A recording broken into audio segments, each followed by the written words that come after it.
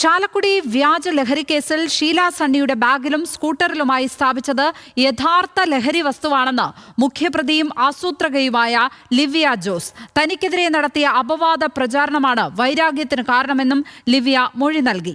കേസിൽ ഷീലയുടെ മറ്റു ബന്ധുക്കൾ പ്രതിയാവാനും സാധ്യതയുണ്ടെന്നും അന്വേഷണ ഉദ്യോഗസ്ഥൻ വി.കെ. രാജു ന്യൂസ് മലയാളത്തോട് പറഞ്ഞു. 2023 ഫെബ്രുവരി 26 രാത്രിയാണ് ഷീല സണ്ണിയുടെ ബാഗിലും സ്കൂട്ടറിലുമായി ലഹരി വസ്തുക്കൾ വച്ചത്. ഒന്നാം പ്രതി M.N. നാരായണദാസിന്റെ സഹായത്തോടെ ബംഗളൂരുവിൽ നിന്നാണ് ലഹരി മരുന്നെത്തിച്ചത്. ഇതിന് മറ്റു ചിലരുടെ സഹായം കൂടി ലഭിച്ചതായും ലിവിയ ജോസ് വെളിപ്പെടുത്തിയതായി അന്വേഷണ സംഘത്തലവൻ വി.കെ. രാജു ന്യൂസ് മലയാളത്തോട് പറഞ്ഞു. ഇവർ ലിവിയും നാരായണദാസുമാണ് ഇതിലെ മുഖ്യ പ്രതികൾ. ഇവർ തന്നെയാണ്.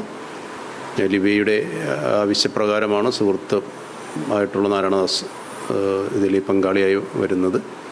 അങ്ങനെ കേസിൽ രണ്ടുപേരും കൂടി ചേർന്നിട്ടാണ് ഈ കൃത്യം ചെയ്തത്. ഒറിജിനൽ സാധനം തന്നെയാണ് അവർ പർച്ചേസ് ചെയ്യുകയൊക്കെ ചെയ്തിട്ടുള്ളത്. പക്ഷേ അവിടെ ഒരു മിസ്റ്റേക്ക് എവിടെയോ സംഭവിച്ചിട്ടുണ്ട്.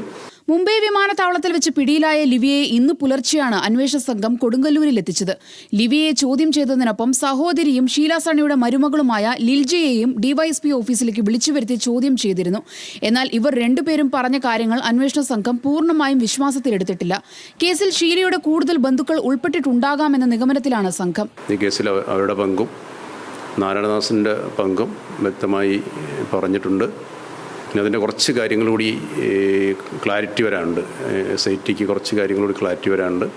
അത് നമ്മൾ കസ്റ്റഡി വാങ്ങിച്ചിട്ട് വിശദമായി നാരായണദാസിനെയും അതുപോലെ ലിവിയെയും ഒന്നിച്ചിരുത്തി ചോദ്യം ചെയ്തെങ്കിൽ മാത്രമേ കുറച്ച് കാര്യങ്ങളൂടി ക്ലിയർ ആവുകയുള്ളൂ. അതേസമയം ലിവിയയുടെ ആരോപണം ഷീല തള്ളി. താൻ ലിവിയെക്കുറിച്ച് അപവാദ പ്രചാരണം നടത്തിയിട്ടില്ല എന്ന് ഷീല സണ്ണി വെളിപ്പെടുത്തി. നാരായണദാസിന് എനിക്ക് ഈ കേസ് വന്ന പിന്നെയാണ് എനിക്കറിയുള്ളൂ. അല്ലാണ്ട് അതിൻ്റെ മുമ്പ് നാരായണദാസും ഇവളുമായിട്ടുള്ള ഒരു ബന്ധം എനിക്കറിയില്ല. ഈ കേസ് വന്ന് എന്നെ ഇതൊക്കെ ചെയ്തപ്പോഴാണ് അവർ കണ്ടുപിടിക്കുന്നത് നാരായണദാസാണ് ഇത് വിളിച്ച് പറഞ്ഞത്. അങ്ങനെ അറിയാതെ ഞാൻ എങ്ങനെയാണ് നാരായണദാസിനെയും ഇവളെയും കുറിച്ച് അപവാദം പറയാ. 2023 ഫെബ്രുവരി 27 ചാലക്കുടിയിലെ ബ്യൂട്ടി പാർലറിൽ വെച്ച് ഷീല സണ്ണിയെ എക്സൈസ് സംഘം അറസ്റ്റ് ചെയ്തത്. 72 ദിവസത്തെ ജയിൽവാസത്തിനൊടുവിലാണ് ഷീലയ്ക്ക് ജാമ്യം ലഭിക്കുന്നത്.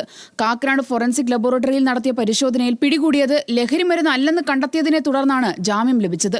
സംഭവത്തിൽ തൃപ്പൂണിത്തുറ ഏരൂർ സ്വദേശിയായ നാരായണദാസിന്റെയും സുഹൃത്തായ ലിവിയുടെയും പങ്ക് നേരത്തെ വ്യക്തമായിരുന്നെങ്കിലും ഇവർ അന്വേഷണ സംഘത്തെ കബളിപ്പിച്ച് ഒളിവിൽ പോകുകയായിരുന്നു. ഹൈക്കോടതിയും സുപ്രീം കോടതിയും ഇടപെട്ട കേസിൽ സംസ്ഥാന സർക്കാർ പ്രത്യേക അന്വേഷണ സംഘത്തെ നിയോഗിക്കുകയായിരുന്നു. Levin K Vijayan, News Malayalam, Thrissur.